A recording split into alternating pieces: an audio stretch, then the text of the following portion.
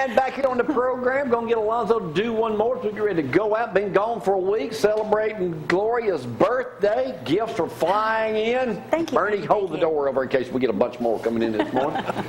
And y'all hit her up on Facebook today or whatever. Go from there. Jerry Barksdale, my old man Jackie Greenhaw up here this morning talking about what y'all got coming up.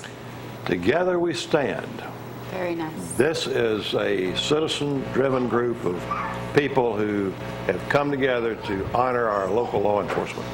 Now, what's going to take place on this day? You said the 12th? June the 12th, 6:30, at the Limestone Event Center. There will be a big banquet. We're going to feed all the law enforcement people free, their guests. Jack has a program to entertain them. We're going to honor them, and we're also going to honor the families of the deceased officers who died in the line of duty. Now, is this Athens police officers, county deputies, It's or what? all law enforcement in Limestone County. Oh, in Limestone County? Yes. Going back how far?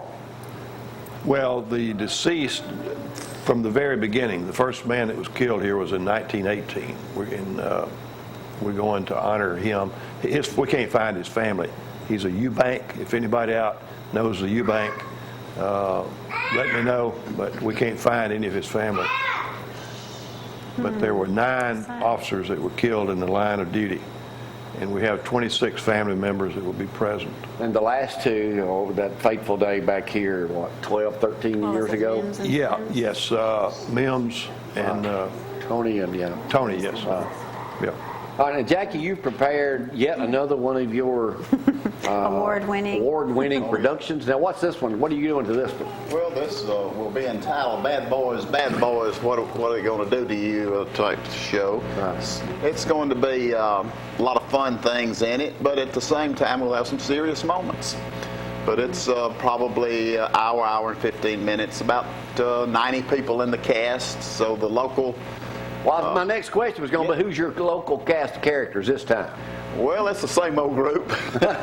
Well, 90 ain't, so well. That's a lot of people. Yeah, it is, and they're just great to give their time and whatever. You got the Jim Moffitts and the Jim Miners and the Jackie Jacksons and the mayor, and he has a special role in it, and Mike Swanner has a special role. They all have special roles. You got the good sheriff in another one? The sheriff's in. I mean, really, how do you get 90 people to participate? You know, it's amazing.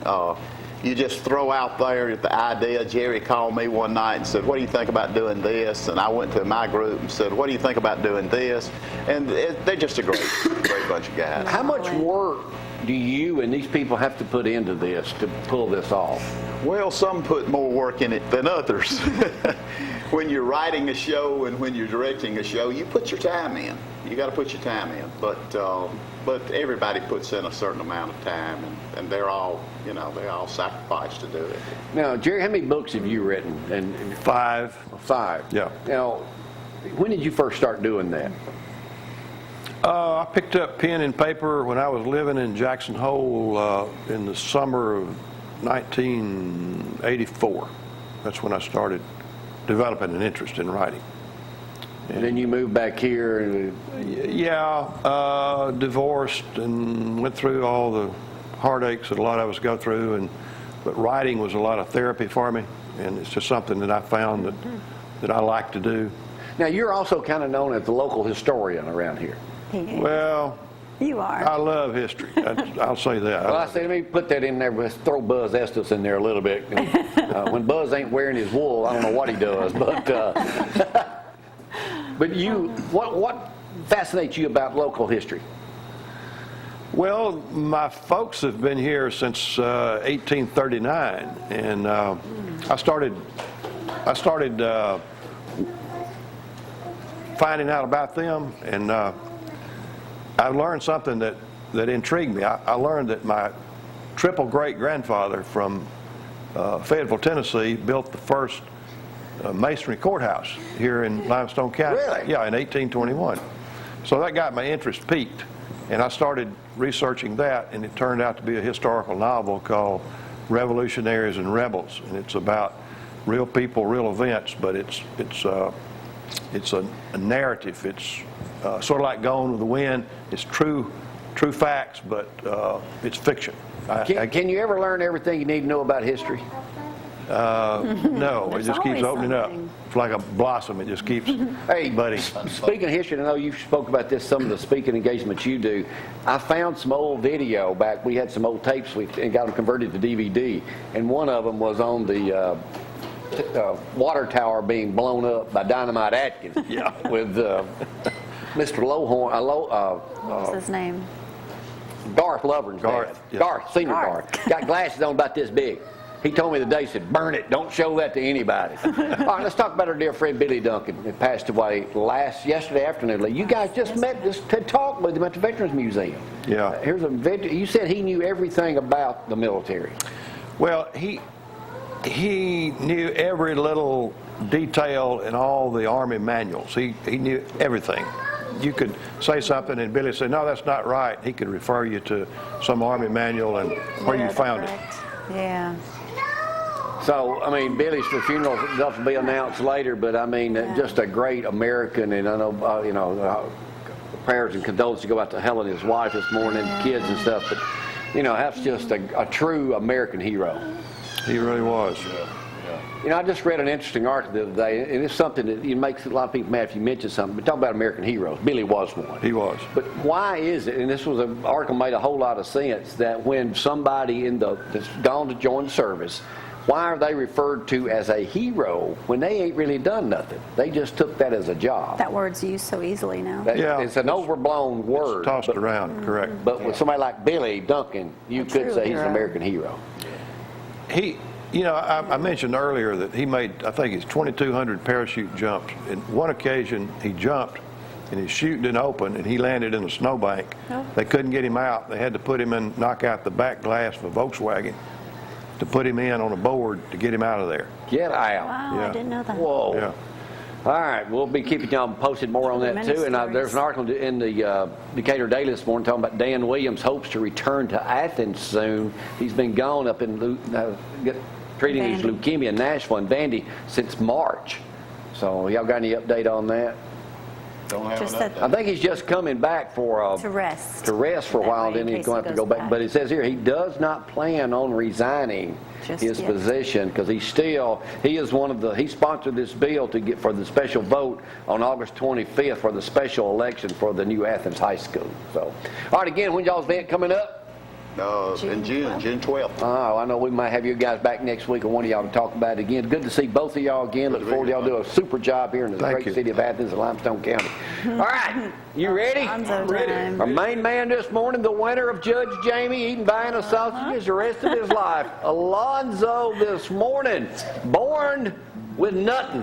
That's me. Pennigton. Hang on 10 seconds and let me go local and loved it. Good to be back in action. Happy birthday. Thank you. Hush. Unbelievable. Let's go local and love it. We'll go out with Alonzo on this Tuesday. Y'all hang on.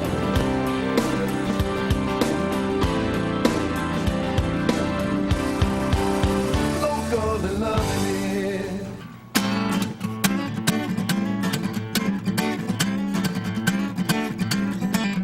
I was born with nothing, and I still got most of it left.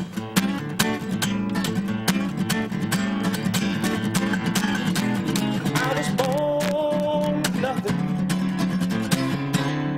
and I still got most of it left. I got a crying baby and a hungry wife. I put some food up on the pantry shelf. I got some Vienna sausages I can put on there now. No silver spoon hanging from my mouth. I was delivered in my mom's bed.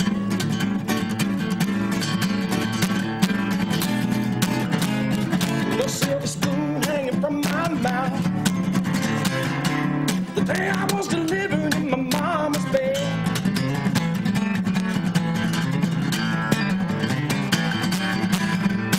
The doctor said, well, he's normal. From his feet right up to his little bald head.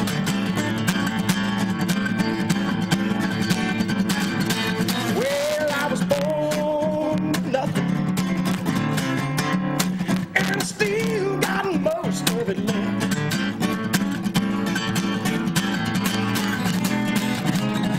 Well, I was born with nothing, and I still got most of it left.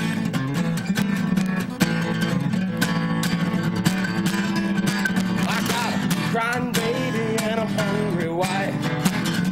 Gotta put some food up on our pantry shelf.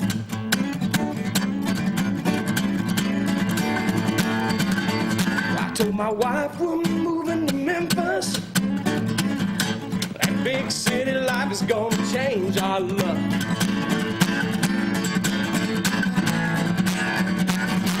Said pack your bags, girl, we're moving to Memphis. The big city life is gonna change our luck.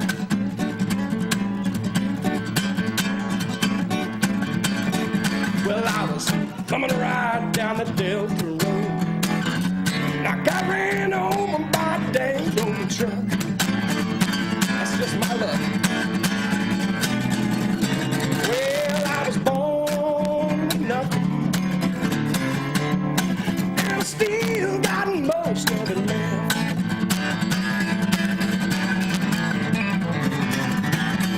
Well, I was born with nothing,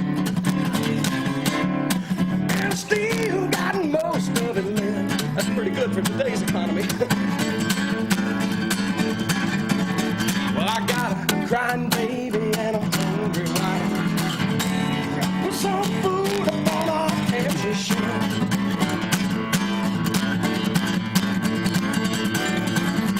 I got a crying baby and a flustered wife. Gotta put some food up on our pantry shelf.